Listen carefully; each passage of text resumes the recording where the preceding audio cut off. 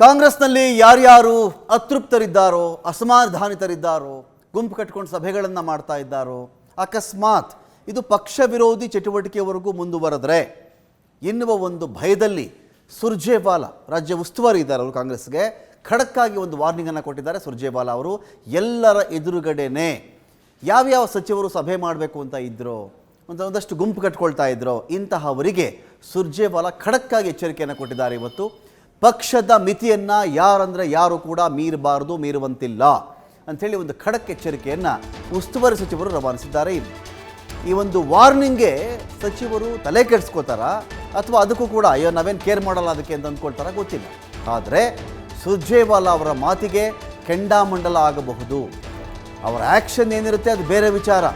ಮಾತು ಕೇಳ್ತಾರಾ ಕೇಳಲ್ವಾ, ಮುಂದಕ್ಕೂ ಇಲ್ಲಿವರೆಗೂ ಹೇಗೆ ಮಾಡ್ಕೊಂಡು ಬರ್ತಾಯಿದ್ರು ಅದೇ ಥರದಲ್ಲಿ ಗುಂಪು ಸಭೆಗಳನ್ನು ಮಾಡ್ತಾರಾ ಇಲ್ವಾ ಅದು ಬೇರೆ ವಿಚಾರ. ಆದರೆ ಸಿಟ್ಟಂತೂ ಅನೇಕರಿಗೆ ಆಗಿರಬಹುದು. ಎಲ್ಲರ ಎದುರುಗಡೆನೆ ಈ ಥರ ವಾರ್ನಿಂಗ್ ಬಂದಿರುವುದಕ್ಕೆ ಹಿರಿಯ ನಾಯಕರ ಅನೇಕರಿಗೆ ಅಸಮಾಧಾನ ಉಂಟಾಗಿದೆ. ಇದೇನಿದು, ಎಲ್ಲರ ಎದುರುಗಡೆನೆ ಈ ಥರ ಹೇಳಿಬಿಟ್ಟಿದ್ದಾರಲ್ಲ ಅಂಥೇಳಿ ಇಲ್ಲಿಯವರೆಗಿನ ಗುಂಪು ಸಭೆಗಳಿಗೆ ಇದೀಗ ರಾಜ್ಯ ಕಾಂಗ್ರೆಸ್ ಉಸ್ತುವಾರಿ ರಣದೀಪ್ ಸಿಂಗ್ ಸುರ್ಜೇವಾಲಾ ಖಡಕ್ಕಾಗಿ ಒಂದು ಸೂಚನೆ ಕೊಟ್ಟಿದ್ದಾರೆ. ಈ ತರಹದ್ದು ಯಾರು ಮಾಡಕೂಡದು ಅಂಥೇಳಿ. ಇದರ ರಿಯಾಕ್ಷನ್ಸ್ ಏನಾದರೂ ಇದ್ದುಕೊಳ್ಳಿ, ಆದರೆ ಇವತ್ತಿನ ಖಡಕ್ ಸೂಚನೆಗೆ ಮಾತ್ರ ಅನೇಕರಿಂದ ತೀವ್ರ ಒಂದು ಅಸಮಾಧಾನ ಅಂತ ವ್ಯಕ್ತವಾಗಿದೆ. ಆದರೆ ಕೆಲವರು ಹೇಳಿಕೊಳ್ತಾ ಇರಬಹುದು, ಕೆಲವರು ಹೇಳದೇ ಇರಬಹುದು.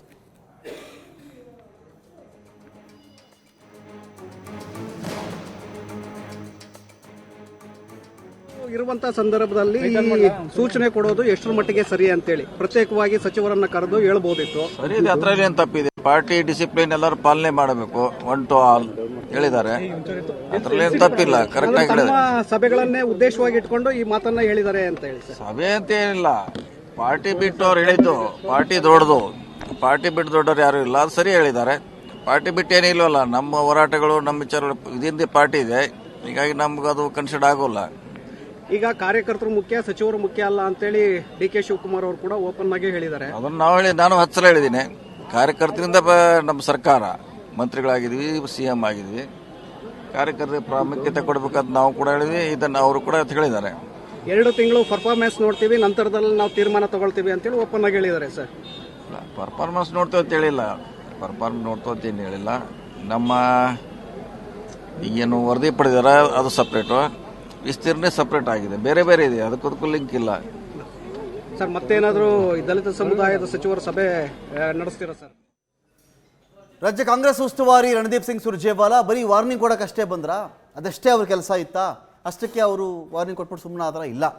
ಜವಾಬ್ದಾರಿಗಳನ್ನು ಕೂಡ ಒಂದು ಕಡೆ ಅವರು ಶೇರ್ ಮಾಡಿದ್ದಾರೆ. ಏನು ಆ ಜವಾಬ್ದಾರಿ ಅಂತ ನೋಡಿದಾಗ ಬರೀ ವಾರ್ನಿಂಗ್ ಕೊಟ್ಟು ಹೋಗ್ತಕ್ಕಂಥ ಕೆಲಸಕ್ಕೆ ಮಾತ್ರ ಬಂದಿಲ್ಲ. ನೋಡಿ, 2 ತಿಂಗಳಲ್ಲಿ ಪ್ರತಿ ಗ್ರಾಮ ಮತ್ತು ವಾರ್ಡ್ಗಳಲ್ಲಿ ಒಂದು ಕಮಿಟಿ ರಚನೆ ಆಗಬೇಕಾಗತ್ತೆ. ಸಚಿವರು ಕಡ್ಡಾಯವಾಗಿ ಮಸ್ಟ್ ಆ್ಯಂಡ್ ಶುಡ್ DCC ಕಚೇರಿಗೆ ಸಚಿವರು ಕೂಡ ಒಂದು ಭೇಟಿಯನ್ನು ಕೊಡಬೇಕಾಗತ್ತೆ. ಪಕ್ಷ ಚೆನ್ನಾಗಿದ್ದರೆ, ಪಕ್ಷ ಗಟ್ಟಿಯಾಗಿದ್ರೇ ಸರ್ಕಾರ, ಅದಿಲ್ಲದೆ ಇದ್ದರೆ ಬಹಳ ನಿಮಗೆ ತೊಂದರೆ ಆಗುತ್ತೆ. ಪ್ರತಿ ತಿಂಗಳು ಒಂದು ವಾರ ಒಂದಷ್ಟು ಸಭೆಗಳು ನಡೀಲಿ. 2 ತಿಂಗಳಲ್ಲಿ ಕಾರ್ಯವೈಖರಿಯಲ್ಲೂ ಕೂಡ ಗಮನಿಸ್ತಾ ಇದ್ದೀವಿ.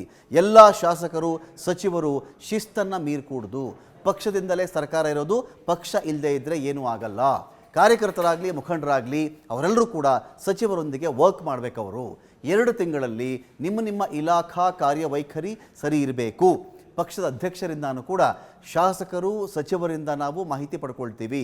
ನೀವೇ ಬಂದು ಹೇಳ್ಕೊಂಬಿಟ್ರೆ ಆಗುತ್ತಾ? ನೋ, ಪಾರ್ಟಿ ಪ್ರೆಸಿಡೆಂಟ್ ಕೇಳ್ತೀವಿ ನಾವು, ಸರಿಯಾಗಿ ಕೆಲಸ ಆಗ್ತಿದೆಯಾ ಇಲ್ವಾ ಅಂತ ಹೇಳಿ. ಅವ್ರು ಹೇಳಿದ್ರೆ ಸಾಕಾ ಸಚಿವರ ಬಗ್ಗೆ? ಶಾಸಕರನ್ನೂ ಕೇಳ್ತೀವಿ. ಶಾಸಕರು ಸಮಾಧಾನವಾಗಿದ್ದಾರೆ ಇದ್ರ ಬಗ್ಗೆ, ಅದನ್ನು ತಿಳ್ಕೊಳ್ತೀವಿ. ಸಚಿವರು ಕೂಡ ನಮಗೆ ಮಾಹಿತಿ ಕೊಡಬೇಕಾಗತ್ತೆ ಅಂತ ಹೇಳಿ ಸುರ್ಜೇವಾಲಾ ಎಚ್ಚರಿಕೆ ಕೊಡುವುದರ ಜೊತೆಗೆ ಕಾಂಗ್ರೆಸ್ನ ಶಾಸಕರು, ಸಚಿವರು, ರಾಜ್ಯಾಧ್ಯಕ್ಷರಿಗೆ ಕೆಲವೊಂದು ಸಲಹೆ ಸೂಚನೆಗಳನ್ನು ಕೂಡ ಕೊಟ್ಟಿದ್ದಾರೆ. ಡೀಟೇಲ್ಸ್ಗಳಿಗೆ ಇದೀಗ ಶಿವಕುಮಾರ್ ಜೋಹಳ್ಳಿ ಒಂಥರ ಹಿರಿಯ ಸಚಿವರುಗಳಿಗೆ ಒಂದು ಇರುಸು ಮುರುಸು ಆಗಿಬಿಡಬಹುದು. ಒಂದಷ್ಟು ಗುಂಪು ಸಭೆಗಳು, ಊಟದ ಕಥೆನೋ, ತಿಂಡಿ ಕಥೆನೋ, ಮಧ್ಯಾಹ್ನದ ಊಟದ ಕಥೆನೋ ಹೇಳ್ತಾ ಇದ್ರು. ಹೇಗಿತ್ತು ಒಂದೆಲ್ಲ ವಿಚಾರಗಳನ್ನು ಹೇಳಿ ಹೋದಾದ ಮೇಲೆ ಸಚಿವರ ಪರಿಸ್ಥಿತಿ, ಶಾಸಕರ ಪರಿಸ್ಥಿತಿ ತುಂಬ ಗೆಲುವಾಗಿ ಅಥವಾ ನಗ್ತಾ ಮೀಟಿಂಗಿಂದ ಆಚೆ ಬರ್ತಾ ಇದ್ರ, ಅಸಮಾಧಾನ ಕಾಣಿಸ್ತಾ ಇತ್ತಾ, ಮಾತನಾಡೋ ಸ್ಥಿತಿಲಿ ಇರಲಿಲ್ವಾ ಅಂತ ಶಿವು?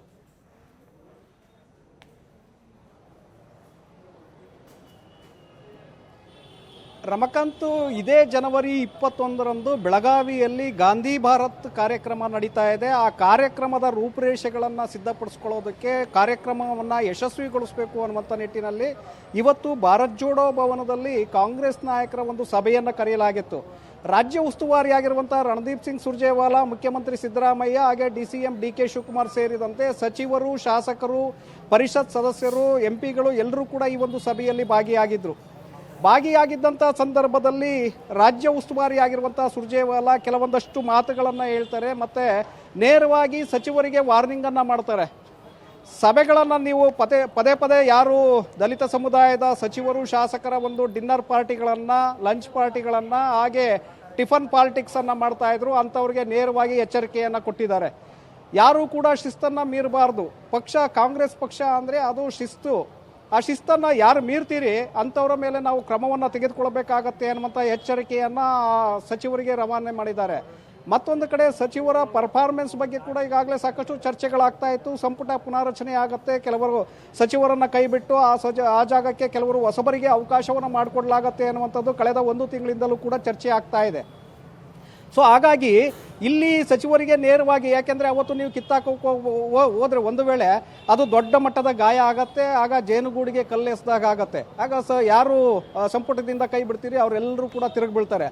ಹಾಗಾಗಿ ಎಲ್ಲೋ ಒಂದು ಕಡೆ ಹೈಕಮಾಂಡ್ ಬಹಳ ಉಪಾಯ ಮಾಡದಂತೆ ಕಾಣಿಸ್ತಾ ಇದೆ. ಸಂಪುಟ ಪುನಾರಚನೆ ಆಗಬೇಕು, ಕೆಲವರನ್ನ ಕೈ ಬಿಡಬೇಕು, ಹೊಸಬರನ್ನ ತಂದಲ್ಲಿ ಕೂರಿಸಬೇಕು ಅನ್ನುವಂಥ ನಿಟ್ಟಿನಲ್ಲಿ ಯೋಚನೆಯನ್ನ ಮಾಡಿ ಈಗಲೇ ಅವರಿಗೆ ಎಚ್ಚರಿಕೆಯನ್ನ ಪಾಸ್ ಮಾಡದಂತೆ ಕಾಣಿಸ್ತಾ ಇದೆ. ಇವತ್ತು ಸುರ್ಜೇವಾಲಾ ಅವರು ಕೊಟ್ಟಿರುವಂತಹ ಸ್ಟೇಟ್ಮೆಂಟ್ ಏನಿದೆ ಅಲ್ಲಿ ನೇರವಾಗಿ ಸಚಿವರಿಗೆ ಎಚ್ಚರಿಕೆಯನ್ನು ಕೊಟ್ಟಿದೆ. 2 ತಿಂಗಳ ಸಮಯಾವಕಾಶವನ್ನು ನಿಮಗೆ ಮಾಡಿಕೊಡ್ತೇವೆ, 60 ದಿನಗಳವರೆಗೆ ನೀವು ಇಲಾಖೆಗೆ ಸಂಬಂಧಪಟ್ಟಂತೆ ಏನು ಕಾರ್ಯಕ್ರಮಗಳನ್ನು ರೂಪಿಸಿದ್ದೀರಿ ಅವನ್ನ ಅನುಷ್ಠಾನ ಮಾಡಬೇಕು.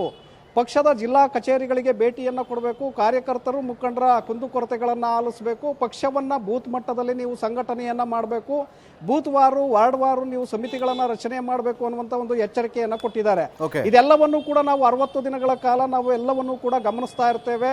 ಪಕ್ಷದ ಅಧ್ಯಕ್ಷರು, ಜಿಲ್ಲಾ ಅಧ್ಯಕ್ಷರುಗಳು ಕೂಡ ಇದರ ಬಗ್ಗೆ ವರದಿಯನ್ನು ಕೊಡ್ತಾರೆ, ನಂತರದಲ್ಲಿ ನಾವು ಕ್ರಮವನ್ನು ತೆಗೆದುಕೊಳ್ತೇವೆ ಅನ್ನುವಂಥ ಒಂದು ನೇರವಾದಂಥ ಎಚ್ಚರಿಕೆಯನ್ನು ಇವತ್ತು ಪಾಸ್ ಮಾಡಿದ್ದಾರೆ. Ramakant, thank you Shivakumar Johalli.